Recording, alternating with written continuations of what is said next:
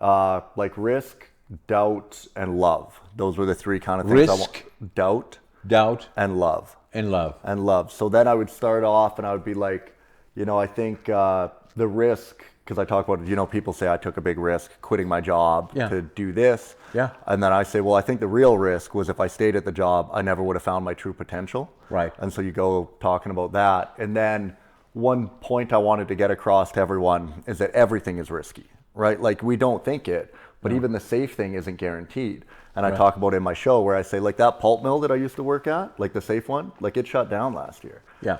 So you're not guaranteed the safe route. Prince George Pulp. Yeah, exactly. PG pulp mill. Yeah. So I'm like, the safe thing isn't even guaranteed. So then you're like, hey, now what's funny about that? How can you make that funny? Yeah. Well, so that's then the question. The joke I wrote later was that, like I said, that that's like having your safe job, like, shut down and kick you out. I'm like, that's like being left at the altar by your backup plan. Right. I'm like, you were the safe thing. Like, I'm settling for you. You don't leave me.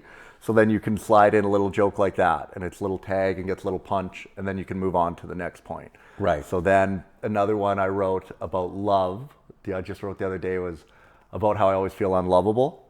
And I say, I'm like, any woman I've offered my heart to. And then this is where you do like an analogy. So analogy is very good. So you say, this is like that. And then it creates new connections and always gets a laugh. So I'm like, any woman I've offered my heart to has treated it like a receipt from Dollarama.